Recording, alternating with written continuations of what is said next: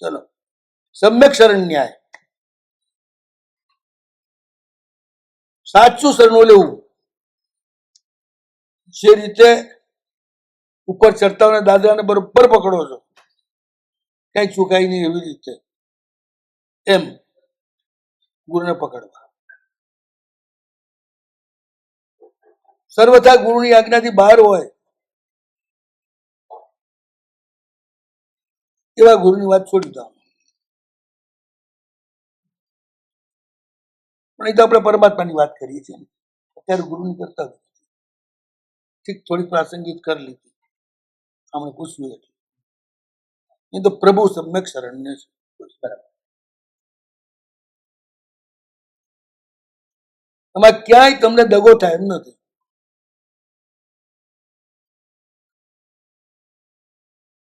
સુસમાહિત સમ્યક સ્પૃહણીયાય,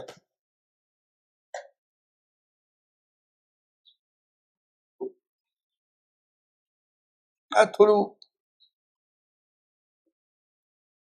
અઘરું છે. સુસમાહિત પછી સમ્યક સ્પૃહણીયાય.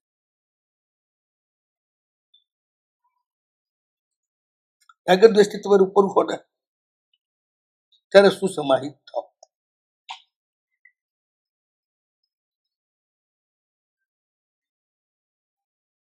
દ્રષ્ટિના ગાદીથી મુક્ત થાવ. સુસમાહિત સમ્યક સ્પૃહણીયાય.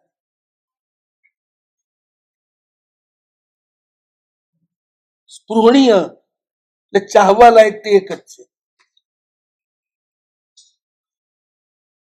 સ્પૃહા કરવા લાયક તે એક જ છે. પણ સુસમાહિત સમ્યક સ્પૃહણીયાય, રાગદ્વેષથી ઉત્તેજનાથી જે સ્પૃહા ઉત્પન્ન થાય ને એ સ્પૃહા સુસમાહિત સ્પૃહા નથી. ચિત્ત તમારું શાંત છે, સ્થિર છે, સમાહિત છે, પૂરેપૂરું. ક્યાંય બહારના પદાર્થોમાં વ્યગ્ર નથી, બહારની ઘટનાઓમાં વ્યગ્ર નથી.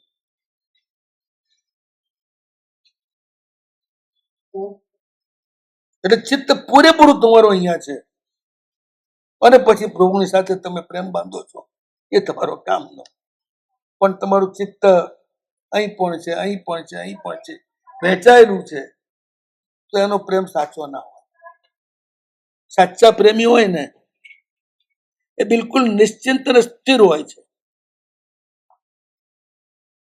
જેને પ્રેમ કરે છે એના તરફથી એને કોઈ અપેક્ષા નથી હોતી. એ આવો હોવો જોઈએ કે તેવો હોવો જોઈએ કે એ બધી કોઈ શરત નથી હોતી. શરત હોય ત્યાં પ્રેમ નથી હોતો, પ્રેમ હોય ત્યાં શરત નથી હોતી. બસ હું એને પ્રેમ કરું છું. એ શું છે શું નહીં કશું મને પૂછવો નહીં, મારે એ જાણવું બી નથી, એની ચર્ચા બી નથી. હું એને પ્રેમ કરું, મને પૂરેપૂરું ગમે છે. જે સુસમાહિત છે ને એ જ અવસ્થામાં જે સમ્યક સ્પૃહણીય છે. એટલે પદાર્થ માત્ર અને ઘટના માત્ર એમાંથી રાગદ્વેષતા તમારા પરિણામો એને એક બાજુ મૂકી અને પછી પ્રભુ સાથે જોડો.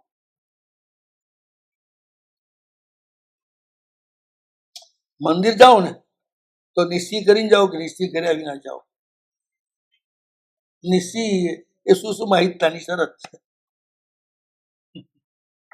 સુષ્ઠુ સમ્યક આહિત, તમે પૂરેપૂરા તમારામાં હાજર છો.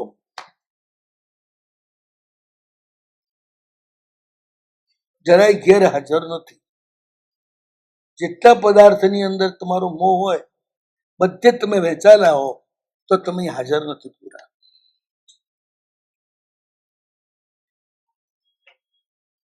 એટલે સુસમાહિત, દુઃસમાહિત નહીં. પાછું LSD ले ली, भांग ले ली तो भी सुसमाहित हो जाए.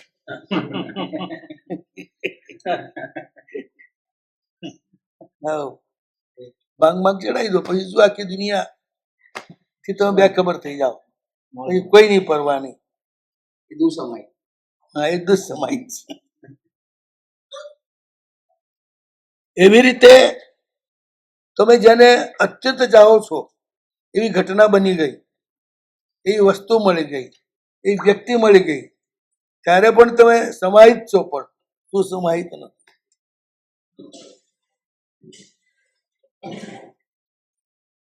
બિલકુલ સમાહિત થઈ ગયા, કઈ છે જ નહીં, ઈચ્છા પૂરી થઈ ગઈ, જે પ્રાપ્ત વ્યક્તિ મળી ગયું છે, પણ એ દુઃસમાહિત છે, કારણ કે એનું જે પ્રાપ્તવ્ય છે એ પૂતગલ છે. પૂતગલ છે એટલે ગમે ત્યારે બગડવાનું છે, ગમે ત્યારે જવાનું. એ સમ્યક સ્પૃહણીય નથી.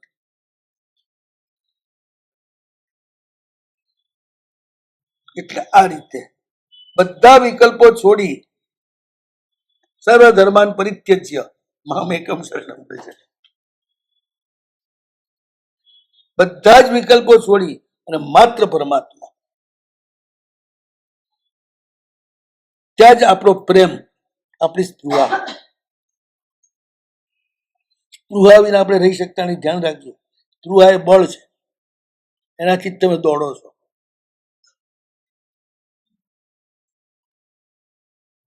આ કરવું છે, તે કરવું છે, આ જોઈએ છે, તે જોઈએ છે, આખી લાઈન હોય છે, અને તો જ તમે દોડો ને. અને કઈ જ ના હોય તો આળસુ શું?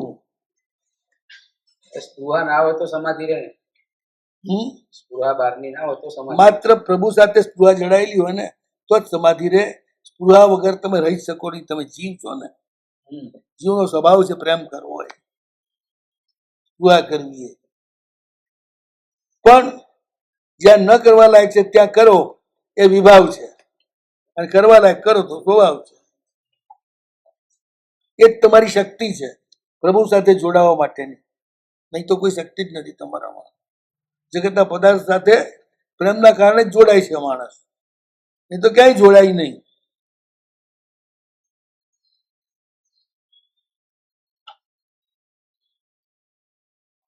આ બધી શરતો છે: શ્રદ્ધા, ધ્યાન, શરણાગતિ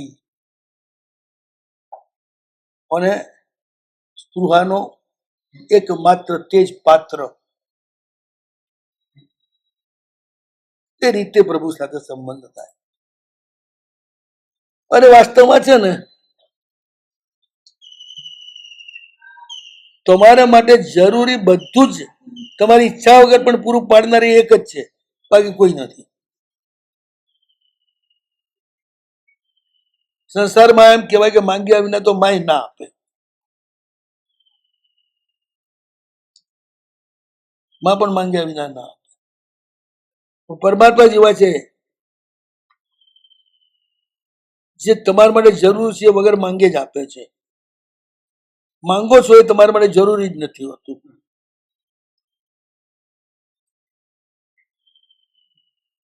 બિનજરૂરી જ માગતા હોઈએ છીએ આપણે.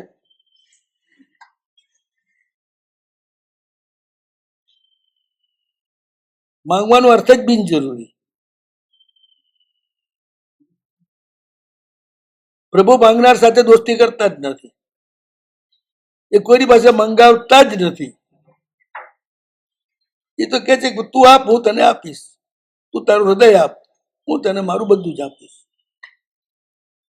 તારો ભાવ આપ. ભાવ એટલે અસ્તિત્વ.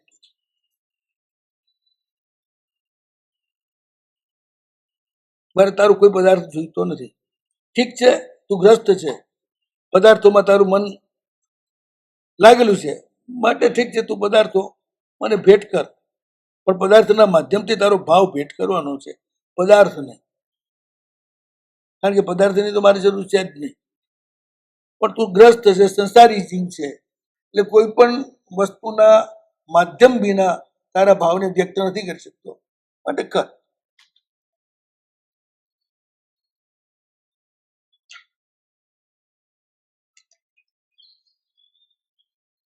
અને મારો એક બીજો નિયમ છે, તું જે કંઈ મને ધરીશ એ તને સહજ ભાવે મળે એ હું વ્યવસ્થા કરીશ.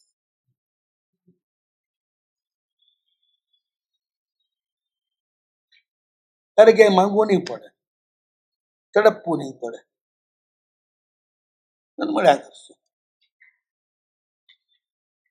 કારણ તું જે કંઈ ધરીશ એ જીવન જરૂરી ચીજો જ ધરીશ. તારી પાસે જીવન જરૂરી ચીજો જ હોય, જળ હોય કે અન્ન હોય કે ફળ હોય, પુષ્પ હોય, જે કંઈ હોય, જેને તું તારું જીવન તરીકે જોઈ રહ્યો છે એ જ તું મને ભેટ ધરીશ તારા જીવનના પ્રતીક રૂપે. તો હું પણ એ પદાર્થોમાં તારું ચિત્ત ન જાય અને મારામાં જ રહે એ માટે પદાર્થો તને સહજ સુલભ બને એ વ્યવસ્થા હું કરીશ. કારણ કે હું બહુ વિચારું છું. જે મને મન આપે પછી એના મન બીજાને ક્યાં આપવું પડે એ મને પોહાતું નથી.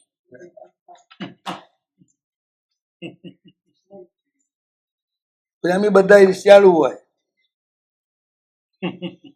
પછી એમાં હરીફ ચાલે જ નહીં કોઈ બીજો. ભગવાન કે હું બી હરીફ તો ના ચલાવી શકું, બધું ચલાવી શકું, હરીફ ન ચલાવી શકું. એટલે સમ્યક સ્ફૂર્તિ બીજા બધાનો ભરોસો છોડી જગતના પદાર્થ માત્ર નો અને બિલકુલ ચિત્તમાં સ્થિર થઈ એ રીતે તું થાય તો જ હું સ્પૃહણીય છું, પ્રેમ કરવા લાયક છું.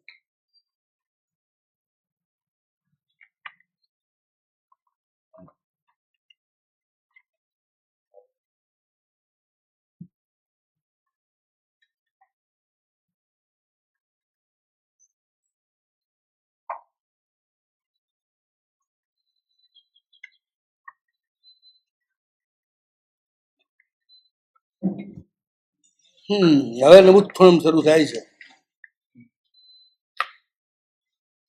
શક્રસ્તવના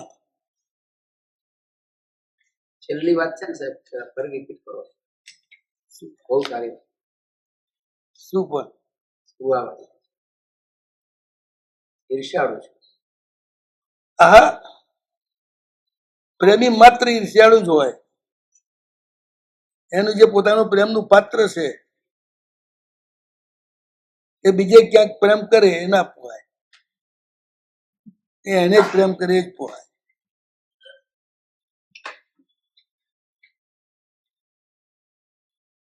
ક્યાંય મન આપે ના પોહાય.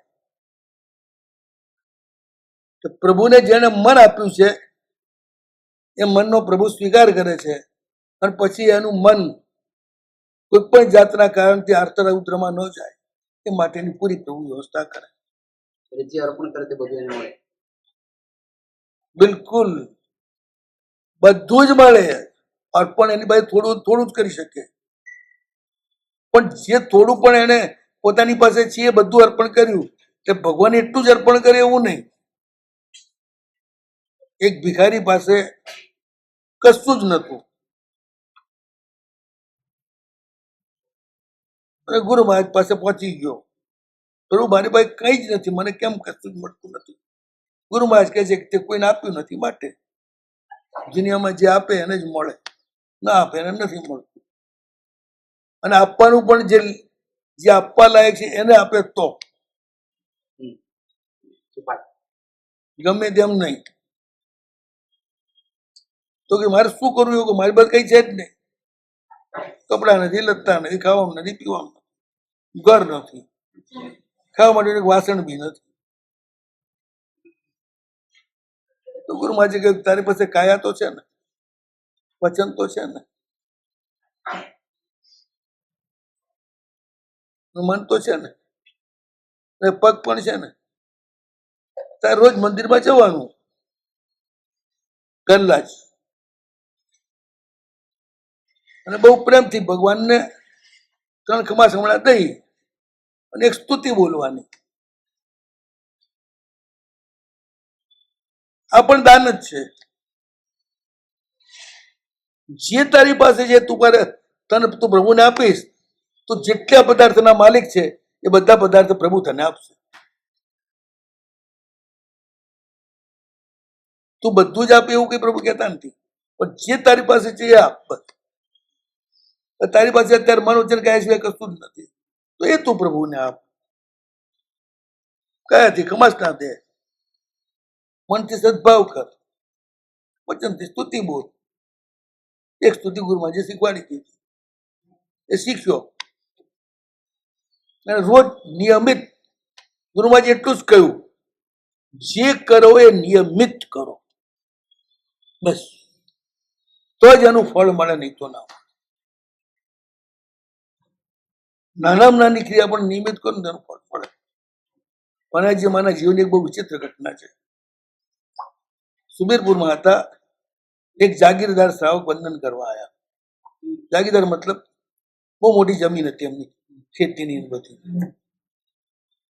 गुरुमाने वंदन किए, बैठा ने कि बाप जी आपका नाम बहुत सुना है, इसलिए आज दर्शन करने को आया हूँ. मैं तो बड़ा पापी थी हूँ, मंदिर भी कभी कभार जाता हूँ, कभी कभार नहीं. सामायिक परकोणा वगैरह तो हमको तो आता ही नहीं, हम करते नहीं. संवत्सरी को भी आते हैं कि नहीं आते ऐसा है. और कंदमूल भी खाते हैं, रात को भी खाते हैं. ऐसा है हमारा जीवन. लेकिन मैंने सुना है कि आप बड़े कृपालु हैं. आप कोई किसी को भी पकड़ के नियम नहीं देते हैं, न टोकते हैं, इसलिए आपके पास आया. ઘણા બાપડાને સાવ નૂતન ધાર્મિક હોય ને કોઈક એવા જડ ધાર્મિક નો પનારો પડી જાય તો જિંદગીમાં બીજી વાર જવાનો બાધા લઈ લે, બીજી વાર આપણને બહુ ભરકો હોય છે. જેટલું આપણને મળ્યું છે એટલું બીજાને પકડાઈ દેવું. કરુણા છે ને, ભાવ બહુ સારું છે. કરુણા કરવાનો અધિકાર તો હોવો જોઈએ. એટલે બાપ છે ને, છોકરાભાઈ ધર્મની આશા રાખે ને કેટલી આશા રાખે, એ રોજ સમય કરતો હોય ને સમય કરે, એ પૂજા કરતો પૂજા કરે, એ ગુરુમાને વંદન કરવા જતું વંદન કરે. આટલું કરે એટલી જ આશા રાખતો છે, એથી વધારે કરે તો આશા ના રાખે. એટલે પછી છોકરો 2 કલાક બેસતો થઈ જાય ને ગુરુમાજ પાસે તો કહી દે કે ભલા હું રોજ જઉં છું તો ચોટતો નથી ત્યાં, તું વળ્યા કે આપણે માપસર જ જવાનું. આ બધા ધાર્મિક આવા, ધાર્મિક ના કહેવાય. કે પોતે કરતો એટલું જ કરવા માંગે, વધારે નહીં. એટલે એને કરુણા ના કહેવાય, એને ધંધાદારી કહેવાય.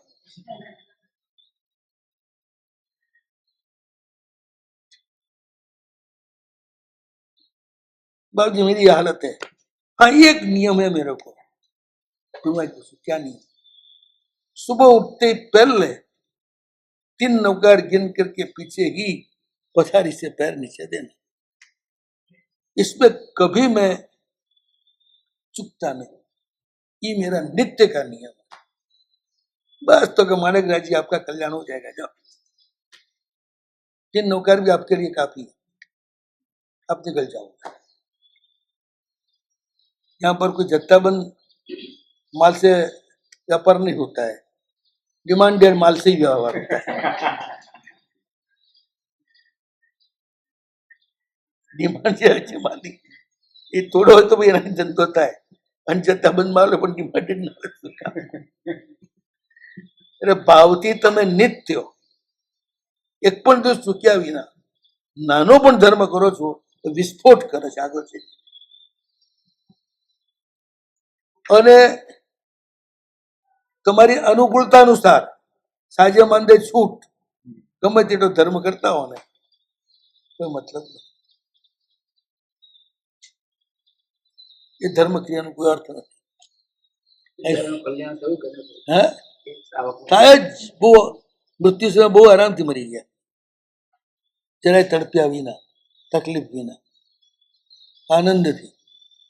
કારણ કે એ છે ને નકલ કરવાવાળા સર્કસના ચિંપાંઝી નતા, માણસ હતા. અને માણસ હોય ને જલ્દી તરી જાય. મોટા ભાગે આપણને ચિંપાંઝી જ મળતા હોય છે, એ યાદ રાખજો.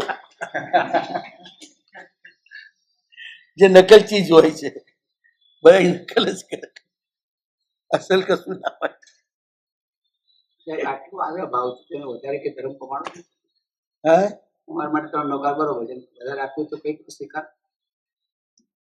ગુરુ મહારાજે એની પાત્રતા જોઈ કેટલી પણ બરોબર છે. માણસ મોટો કરે છે કે નાનો કરે છે ધર્મ એ જોવાનું નથી, પણ નિત્ય કરે છે કે નહીં, સતત અભ્યાસ છે કે નહીં. નાનો પણ ધર્મ સતત અભ્યાસના કારણે કેવી રીતે મોટું કામ કરે એનું એક નાનું દ્રષ્ટાંત આપું. જો ટાઈમ તો થઈ ગયો છે.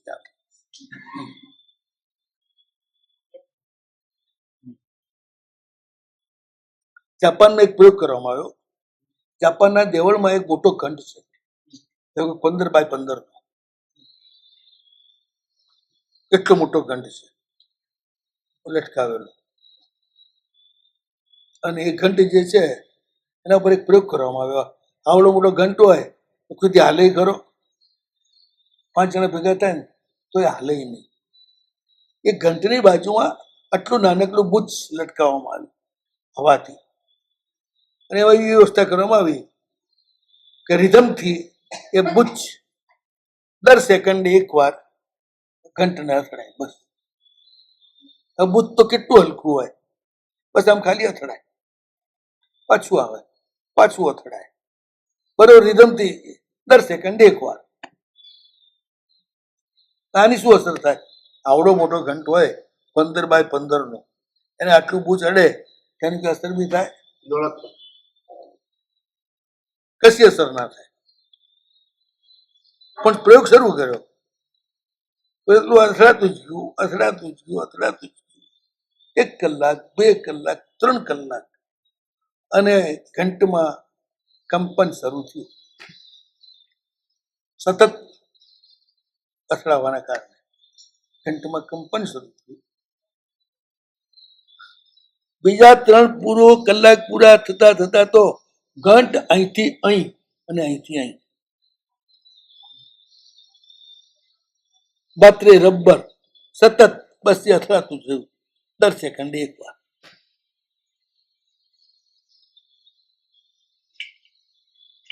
આવડા મોટા ઘંટને અને આમથી આમ આખો હલાવી નાખ્યો.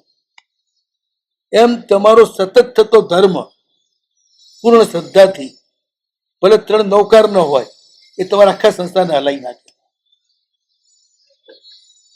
અને અનિયમિત અનુકૂળતા અનુસાર થતો ધર્મ એટલે નિયમિત ચક્કર નથી લાગતી, કશું ના, બધું એમને જ જાય.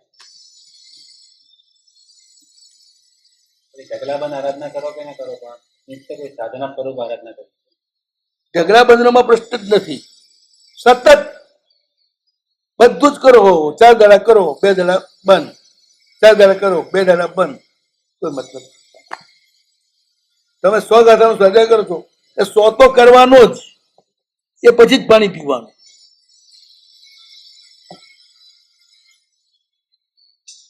હું ઘણી વાર છે ને કોઈને ઇષ્ટફળ સિદ્ધિ માટે એક ઉપાય બતાવું છું, રીંકાસ્ત્રી મહારાજે બતાવેલો.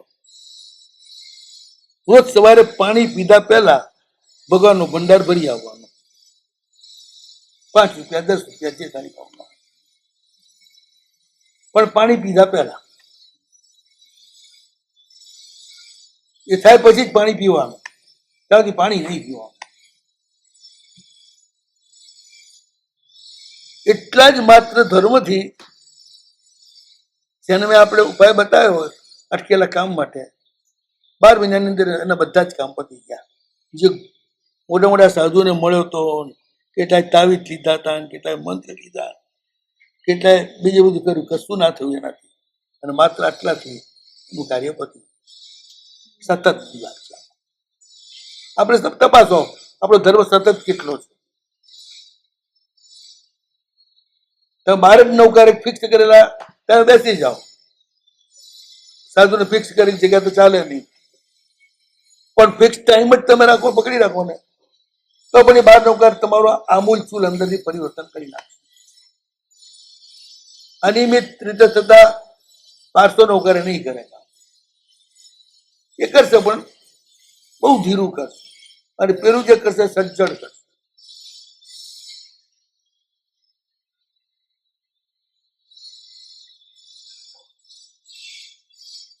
નવો હરિયંતાણનું સિદ્ધાંતનું હરિયાણું નવો હજારનું નવડે સોદાવું એસો બંને ઉપકાર તો અપનાશો મંગલાનંદ સુખદેશી બઢવો હોય મંગલમ.